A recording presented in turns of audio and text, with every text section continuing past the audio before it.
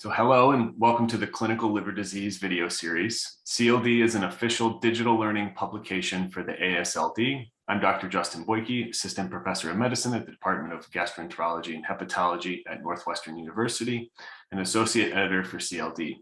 I'm here with Dr. Maya Balakrishnan, Assistant Professor of Medicine in the section of Gastroenterology and Hepatology at Baylor College of Medicine, and the author of Women Have a Higher Risk of NAFLD, but Higher Risk of NAFLD Fibrosis Than Men, Summary of the Findings of a Systemic Review and Meta-Analysis. Dr. Balakrishnan, thank you for joining us today. Thanks so much for inviting me to this interview. Of course. Why was it so important to conduct this study? As you know, NAFLD is extremely common, and it's really the main cause of chronic liver disease these days, leading cause of cirrhosis and a growing cause for hepatocellular carcinoma.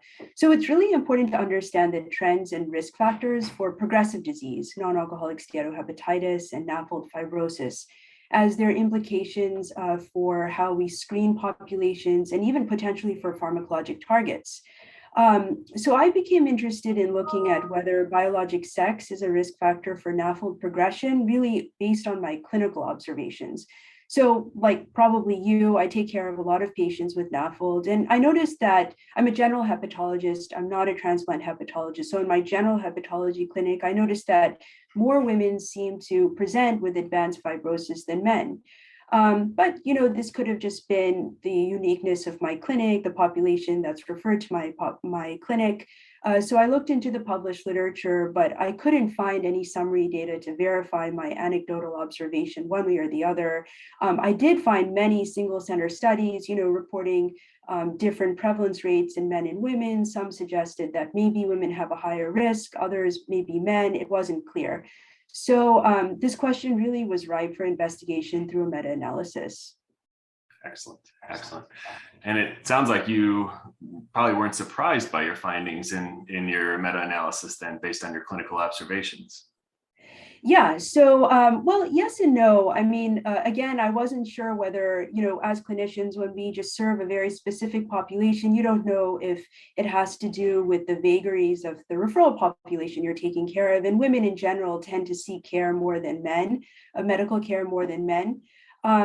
So I will say that I was surprised by how strong the association between female sex and advanced NAFLD fibrosis appears to be.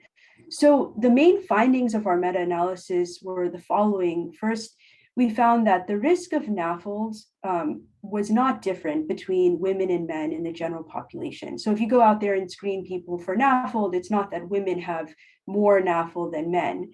But what we did find was that in people who have established NAFLD, women were as likely as men to have NASH, but they had a 37% higher risk of advanced fibrosis versus men. So this was a pretty large effect size, and it was statistically significant.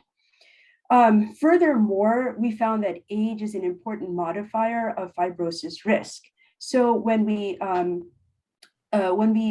did a stratified analysis based on age, when we looked at this question among older study populations that had an average age of more than 50 years, women had a 17% higher risk of NASH compared to men, and a 56% higher risk of advanced fibrosis compared to men. When we did this analysis in younger populations with an average age less than 50, the risk of advanced fibrosis was not significantly different between the sexes. So, the bottom line is, first, these are, of course, just observations. Greater risk for disease progression in general, given that women have a 37% higher risk of advanced fibrosis. And there's also something about aging that seems to drive disease progression more in women compared to men. So these were such a difference. Excellent. For the practicing clinicians out there, what do you think the take-home message is here from your research?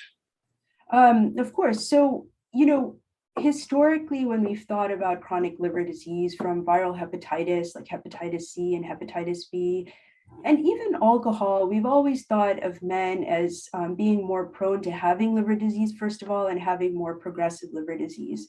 It looks like the story is changing in NAFLD. So the higher risk of advanced fibrosis that we observe among women sets NAFLD apart from these other liver diseases. So what this means is that we can conclude that all women with NAFLD should be evaluated for NASH and advanced fibrosis, at least as aggressively as men. And women who are over the age of 50 and have NAFLD in particular may deserve even greater clinical surveillance for advanced fibrosis. Last, I'll just add, I think that there's special considerations for younger women. I mean, other researchers have noted a higher prevalence of cirrhosis in women of childbearing age, and often attributed to NAFLD. So what this might mean is that we should consider the possibility of undiagnosed cirrhosis in younger women who are thinking about pregnancy, since, as you know, cirrhosis can be a serious health problem during pregnancy. Last, young women with NASH are less likely to receive pharmacologic therapies, again, for pregnancy-related reasons. So it could be that the young women we see in clinic with NAFLD may warrant even more intensified lifestyle modification efforts, since pharmacologic agents might be off the table for them. So this has implications potentially for how aggressively we talk to them about lifestyle interventions, and even how we think about promoting lifestyle interventions among women. What do you think overall would be kind of the next steps for further research into this realm? Obviously, this was exploratory, but what would you kind of propose as the next steps to explore this further? Absolutely. I think there's a couple of things to think about as next steps. I mean, the first is to understand the mechanisms for the increased risk of observed increased risk of fibrosis among women, especially postmenopausal women. So, I mean, this increased risk for fibrosis could be explained by the effect of sex hormones. It could be because of certain behavioral patterns or other exposures that are more prominent in women compared to men as they age. For example, my group is now looking into how changes in estrogen levels may mediate fibrosis risk in women. But other researchers have identified androgens, especially testosterone, as a potential mediating fibrosis risk factor, particularly in young women with PCOS. So in parallel, I think it's also important to look at behavioral changes that might occur as men and women age and how they might be different. I think the other line of research is how best to identify women at high risk for fibrosis and intervene. So this may translate to developing early interventions that take place in perhaps OBGYN offices, where women typically get their care at regular intervals, especially early in life. It may mean novel interventions to identify women before they progress to develop NAFLD complications. So really twofold, looking into mechanisms for this observed risk of fibrosis, and also coming up with novel interventions for women. Excellent. Dr. Balakrishnan, this was extremely interesting and obviously a great contribution to this growing body of literature. And we thank you again for joining us on another installment in the Clinical Liver Disease video series.